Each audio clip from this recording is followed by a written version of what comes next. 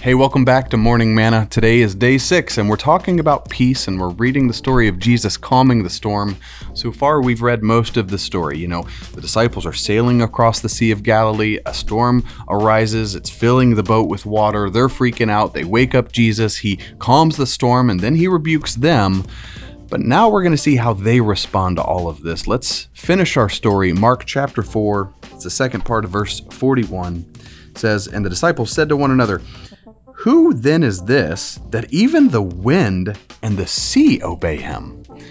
As we talked about yesterday, the disciples are shocked. They're really afraid because of the power of Jesus. There's so much to say about their ancient understanding of who controls the sea, and there's just not enough time to get into all of that, but suffice it to say, their minds are blown. They're having a difficult time grasping the weight and the implications of what they just witnessed. And now they're left terrified at the thought of who Jesus is and the power and the authority that he possesses. See, this is why it's so important that we find our security in Jesus alone. Jesus reigns supreme. There's nothing higher, nothing greater, nothing stronger that we could ever appeal to. Everything else falls beneath the feet of Jesus.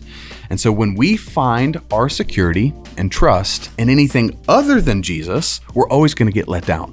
I mean, sometimes we try to find our security in money. Like, what does my bank account say? What does my retirement account say? Or maybe we try to find our security in political power. You ever notice it seems like every election cycle is just so polarizing? If the other guy gets elected, then we're all doomed forever. Like, man, that's not where our security comes from.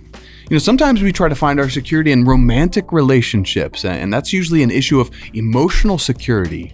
Or maybe we try to find our security in ourselves, like my own ability to control things and white knuckle my way to victory. But the truth is, if we build our security on a foundation that's shaky, then no wonder we're being robbed of peace. That's always the result. Chaos always begets more chaos, and it robs us of the peace that God has for us. But Jesus is our firm foundation. He's our security. And when we find our security in Jesus alone, then everything else pales in comparison. And that brings us peace. Manna Church, may you be encouraged to find your security in Jesus alone and experience the peace of God in your life. God bless you. I hope this has been a blessing to you this week. I love you, and I'll see you next time.